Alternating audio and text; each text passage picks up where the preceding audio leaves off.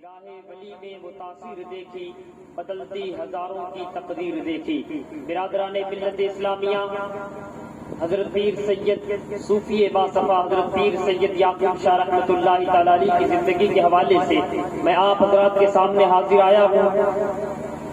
اللہ تبارک و تعالیٰ قرآن مقدس کے اندر ارشاد فرماتا ہے کہ الا ان اولیاء اللہ لا خوف علیہم ولا هم یحزنون، کہ جو اللہ کے ولی ہوتے ہیں نہ انہیں کسی چیز کا خوف ہوتا ہے نہ انہیں کسی چیز کا غم ہوتا ہے۔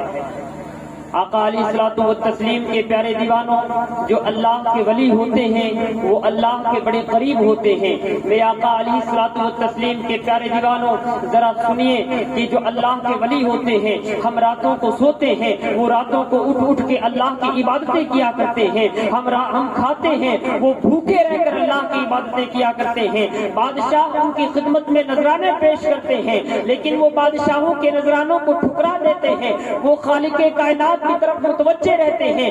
اللہ کے ولیوں کو اللہ تبارک و تعالیٰ نے وہ مقام عطا کیا ہے، جو وہ کہتے ہیں ہو جاتا ہے، جو وہ آرزو کرتے ہیں ہو جاتا ہے۔ مولانا جلال الدین نے کہا تھا کہ گفتائے اللہ بود گراز کے حلقوں میں عبداللہ بود۔ برادران ملت اسلامیہ، اللہ کے ولی جو کہتے ہیں وہ ہو جاتا ہے۔ اگر اللہ کے ولی کہتے کہ مٹی سونا بن جائے تو مٹی سونا بن جایا کرتی ہے۔ برادران ملت اسلامیہ، آج میں آپ حضرات کے سامنے حضرت کی زندگی بیان کرنے کے لیے حاضر آیا ہوں۔ حضرت کی زندگی میں آپ حضرات غور سے گفتگو کو سماعت کریں۔ حضرت کی زندگی میں آپ کو کوئی ایسا شخص نہیں ملے گا جس نے 9 بار حج کیا ہو، جس نے 9 بار مدینہ منورہ کو دیکھا ہو، مکہ مکرمہ کو دیکھا ہو۔ اور سنتے چلے جائیے، آپ کو کوئی ایسا شخص نہیں ملے گا جس نے 35 سے 40 سال ایک ہی مسجد کے اندر رہ کے عبادت کی ہو۔ برادران ملت اسلامیہ،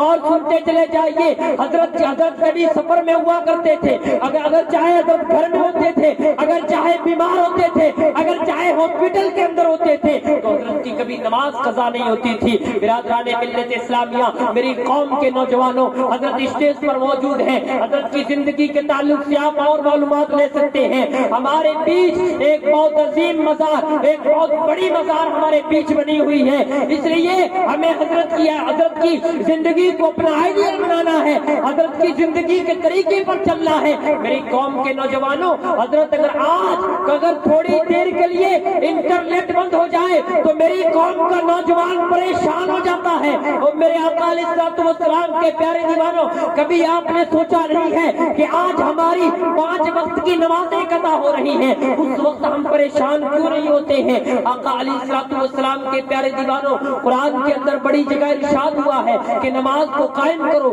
زکات دو اور رکوع کرنے والوں کے ساتھ رکوع کرو۔ تو ہمیں چاہیے کہ حضرت نے اپنی زندگی کے اندر کبھی نماز قضا نہیں کی تھی، ہمیں بھی چاہیے کہ ہم بھی اپنی نمازوں کی پابندی کریں۔ ہمیں بھی چاہیے کہ ہم بھی اپنے اللہ تبارک و تعالیٰ نے ہم پر 5 وقت کی نماز کو فرض کیا ہے، تو ہمیں چاہیے کہ ہم بھی اس 5 وقت کی نماز کو پوری پابندی کے ساتھ پڑھیں، پوری پابندی کے ساتھ پڑھیں۔ آج ہماری فجر سونے میں گزر رہی ہے، ظہر کام کاج میں گزر رہی ہے، عصر چائے میں گزر رہی ہے، اور مغرب پھر ہماری گپوں میں گزر رہی ہے، عشاء پھر ہماری سونے میں گزر رہی ہے۔ تو برادران ملت اسلامیہ، حضرت نے جتنے بھی کام اپنی زندگی میں کیے، کیونکہ ہم حضرت کے مرید ہیں، حضرت نے یہ جگہ کو متعین کر دیا تھا۔ پچھلے سال بھی میں نے آپ سے یہ کہا تھا، جو آج یہ آپ مزار دیکھ رہے ہیں، اسی جگہ حضرت نے کہا تھا مجھے اسی جگہ پہ دفن کیا جائے۔ حضرت نے اپنی تاریخ مقرر کر دی تھی کہ میں اس وقت دنیا سے چلا جاؤں گا، میری وفات اس دن ہو جائے گی۔ سید الیاس شاہ صاحب قبلہ سے آپ پوچھ سکتے ہیں، حضرت نے کہا تھا کہ میں اس دنیا سے 6 سفر کو اس دنیا سے وصال کر جاؤں گا۔ تو برادران ملت اسلامیہ، یہ ہمارے بیچ حضرت پیر سید یعقوب شاہ رحمۃ اللہ تعالی علیہ کی مزار موجود ہے۔ ہمیں چاہیے کہ جو کام انہوں نے اپنی زندگی کے اندر کیے تھے، ہمیں بھی ان کاموں کو کرنا ہے۔ بس ایک واقعہ آپ حضرات کے سامنے پیش کر کے اپنی گفتگو گفتگو کو ختم کر دوں گا۔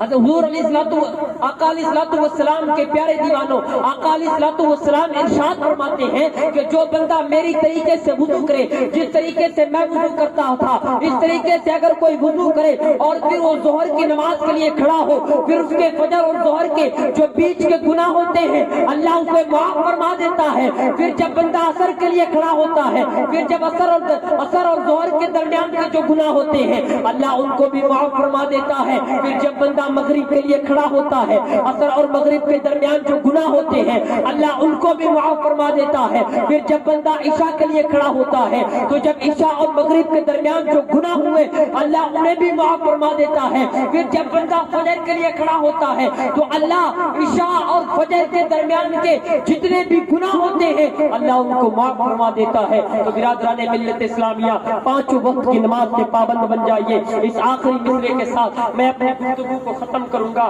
کہ الف اللہ چمبے دی بوٹی مرشد من وچ لائی ہوں، الف اللہ چمبے دی بوٹی مرشد من وچ لائی ہوں، نبی اس